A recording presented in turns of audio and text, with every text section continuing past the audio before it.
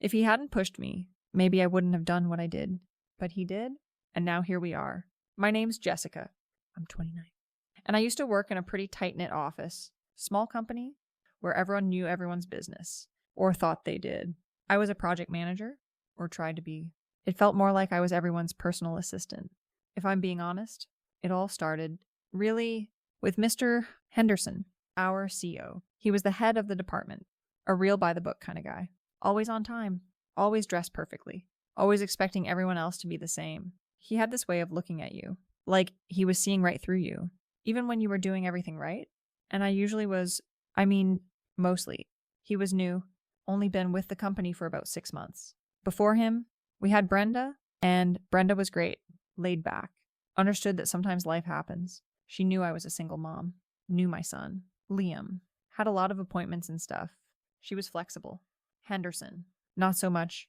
He was a real growth mindset man in his own way, always talking about optimizing workflows and personal accountability. Sounded nice on paper, but in practice, it meant he was a stickler for every little rule. My problem, if you want to call it a problem, was that I was usually late, not by much. Just 5, 10 minutes here and there, but it added up. And it wasn't like I was just chilling at home. Liam's school is a nightmare for drop-offs. The traffic is insane. And then getting him settled, making sure he has his lunch, his backpack. It's a whole production. And then rushing to get to work. Finding parking, it was stressful. I'd always clock in and then scramble to catch up. But I always got my work done. Always. And well, I was good at my job. I just wasn't a morning person. And I had responsibilities outside of work that, frankly, Henderson just didn't understand. He started with the passive-aggressive emails. Just a friendly reminder about our core hours. Punctuality is key to team synergy. Then it escalated. He started pulling me aside, asking why I was late. I'd explain about Liam, about traffic, about how I always made up the time. He'd nod, but his eyes would have that glazed-over look, like he wasn't really listening. He'd just say, "We all have responsibilities, Jessica. Professionalism requires adherence to our established schedule." So cold. It got to the point where he was writing me up, not like officially official, but these informal counseling statements. They went in my file. Apparently, it was ridiculous. It was never about my work quality. Always about these minor infractions. Like, one time, I left my desk for 15 minutes to pick up a prescription during lunch, and he saw me walking back in. He pulled me into his office. "Jessica, where were you?" he asked, like he was my father. I explained. He just shook his head. "Lunch is for eating. Personal errands should be conducted on your own time." Like, come on. Everyone takes 5 minutes here and there. He just seemed to be singling me out. I told my coworker, Sarah, about it. Sarah was nice, but a little bit of a gossip. If I'm honest, not malicious, just interested. She listened, wide-eyed. "He's really on your case." "Huh?" she'd say. I'd nod. It's like he has it out for me. He never bothers Mark about his phone calls, or Kevin about his long coffee breaks. Mark was always on his phone, talking to his girlfriend, and Kevin disappeared for ages at a time. Henderson never seemed to notice them. It was always me. It was so unfair. Then came the formal write-up. This one was serious. It was for repeated tardiness and unapproved absences from workstation. My blood ran cold when he handed me the paper. This would go in my permanent file. It would affect my yearly review, my chances for promotion, everything, and all because of Liam. Really, because of my life outside of work. I sat there, staring at the paper, feeling this heat rise in my chest. This wasn't just about tardiness anymore. This was personal. He was trying to push me out. I just knew it. He didn't like me. Maybe it was because I was a single mom. Maybe he thought I was less committed. Or maybe he just didn't like women who weren't perfect little robots. I went home that night, fuming. I couldn't stop thinking about it. The injustice of it all. I was always busting my butt. Doing extra projects? Staying late when I could. But none of that mattered. All he saw was a clock. That's when it hit me. I remembered something I'd heard about Henderson. A rumor, really. From before he joined our company. Something about a complaint at his old job. Nothing specific. Just whispers. But it planted a seed. He was always so careful. So by the book. Almost too careful. Like he had something to hide. I thought about all the times he'd been in my office. Leaning over my desk to explain something. His hand on my shoulder. Just for a second. When he was walking past. The way he'd sometimes hold my gaze for a little too long when he was talking to me about a task. At the time, I brushed it off. just a boss being a boss. But now, with the write-up staring me in the face, everything looked different. He was always critiquing my clothes. Not directly, but he'd say things like, "That's a very vibrant outfit, Jessica." Or, "Are you sure that's appropriate for the office?" He never said it to the other women, just me. It made me feel uncomfortable, but I just thought he was a prude. Now, it felt like something more. A pattern. The next morning, I went into the office early, not to impress him, but to solidify my plan. I went straight to HR. Miss Jenkins was there, a nice enough woman, but a bit of a stickler for procedure herself. I sat down, and I tried to make my voice tremble a little. I had to sell this. This was my chance to fight back. "Ms. Jenkins," I started, trying to sound genuinely distressed. I don't know what to do. I'm being targeted." She raised an eyebrow. "Targeted? By whom?" "Jessica." "Mr. Henderson," I whispered, looking down at my hands. He's making me feel very uncomfortable. I think it's harassment." Her expression changed immediately. "That's a word that always gets HR's attention. Harassment. Can you explain what you mean?" I took a deep breath. This was it. "He's always watching me. He comments on my clothes. He stands too close to my desk. He puts his hand on my shoulder." I paused, letting the words hang in the air. "And then, when I don't respond the way he wants, he starts writing me up for little things. Like tardiness. It feels like a retaliation because I'm not receptive to his advances." It wasn't a lie, entirely. He did do those things. The comments, the standing close, the shoulder touch. I had just always dismissed them as awkwardness or bad social skills. But now, they could be seen differently. And the write-ups, they were definitely retaliation for something, just not what he thought. It was retaliation for me being a human being with a life, not a robot. So, in a way, it was retaliation for not being what he wanted. Ms. Jenkins was writing everything down. She looked serious. "This is a very serious accusation. Jessica, we will have to investigate this immediately. In the meantime, you are not to discuss this with anyone else in the office, and we will need to speak to Mr. Henderson." I nodded, trying to look appropriately concerned. Inside, I felt a flicker of triumph. Take that. "Mr. Henderson." The next few days were strange. Henderson was called into HR. He looked rattled. He barely made eye contact with me. And Jenkins came by my desk a few times, asking follow-up questions, taking more notes. She also spoke to Sarah, who I knew would be a good source of supportive observations, even if she didn't know the full story.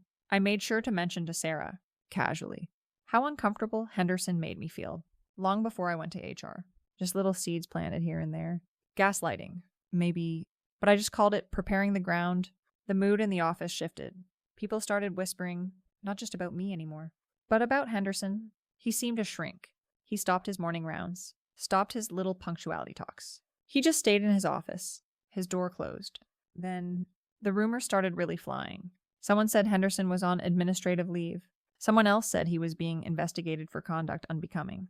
The truth, of course, was that HR was just doing their job, following up on a serious complaint. But to everyone else, it looked like I had brought down the hammer. A few weeks later, the official decision came down. Henderson was reassigned to another department, a sort of lateral move that everyone knew was a demotion. He was practically exiled. He cleared out his office without saying a word to anyone. The relief I felt was immense. I had stood up for myself. And I had won, but then things got weird. Without Henderson, there was no one really in charge. Ms. Jenkins from HR tried to fill the void, but she was just HR. She didn't know the ins and outs of our projects. Deadlines started slipping. People started coming in later, leaving earlier. There was no one to enforce the rules. No one to hold anyone accountable. It was chaos. And the morale, it collapsed. Completely. People who had been friendly with Henderson, or at least respected him, now looked at me with open hostility. They didn't say anything, but the looks were enough. They blamed me, like I was the reason everything went to hell. Mark, the guy who was always on his phone, he actually confronted me in the break room one day. "You know," he said, his voice low. Henderson was strict, but he was fair. "Now look at this place. No one knows what's going on. Projects are falling apart." I just stared at him. "It's not my fault, Mark. He was harassing me. What was I supposed to do? Just let him get away with it." He scoffed. Harassment. Everyone knew he was just awkward. He touched people's shoulders. He complimented everyone's clothes. Jessica. That's just him. He's old school. No, I said, my voice rising. He singled me out. He made me feel uncomfortable. You weren't me. You don't know what it felt like. Selective memory? Maybe, but I truly felt it at the time. He did make me uncomfortable. It just wasn't malicious. Not initially. He was trying to get this department in shape, Mark countered, his voice getting louder. And you blew it all up because he wrote you up for being late. Everyone knows that's why you did it? I felt a surge of anger. That's not fair. You don't know anything. You think I wanted this? I started to feel tears prick my eyes. Emotional manipulation, of course. But it was genuine frustration, too. I really didn't want all this drama. I just wanted him off my back. Mark just shook his head and walked away. I was left standing there, fuming, feeling completely misunderstood.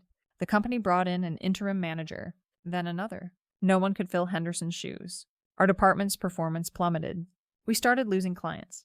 The whispers got louder. Now, people were openly talking about how the whole harassment claim was just a way for me to get back at Henderson for the write-ups. They saw right through it. They said it was humiliating. My work friends, or who I thought were my work friends, slowly drifted away. Sarah, the gossip, started avoiding me. If I tried to talk to her, she'd make an excuse, rush off. It was like I was toxic. Liam even started asking why I was so stressed. Mommy, why do you look so mad all the time? He'd ask. It broke my heart. I was doing all of this for him. Really? To have a stable job? To not be constantly worried about getting fired. And now, I was more stressed than ever. The ultimate blow came a few months later. The company announced a restructuring. Our entire department was being downsized. Most of us were being laid off, including me. I sat in Miss Jenkins's office again, but this time, the roles were reversed. She was doing the talking, and I was listening, my stomach in knots. Due to the recent downturn in performance and a general lack of leadership in the department, we've had to make some difficult decisions, she explained, her voice flat. But I did everything right. I stammered. I reported harassment. I was protecting myself. She looked at me with an expression I couldn't quite decipher. Pity, frustration. Jessica, she said, her voice softer. Your complaint, while investigated thoroughly, contributed to a significant disruption in the department's operations. Mr. Henderson was a highly effective manager.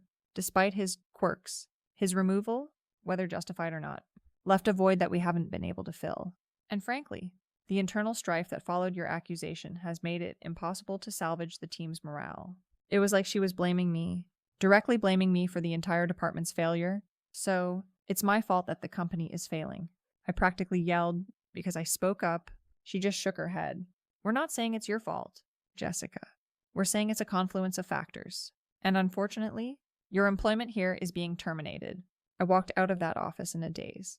My job, gone. My income, gone. All because of him. Because of Henderson, if he hadn't been such a hard ass. If he hadn't written me up for being 5 minutes late, none of this would have happened. He started it. He pushed me, and now I was paying the price. Finding a new job has been a nightmare. Every interview feels like an interrogation. They ask about my last job, why I left. I try to explain it away. Something about restructuring and new opportunities. But I can see the skepticism in their eyes. The office environment here is small, and word travels fast.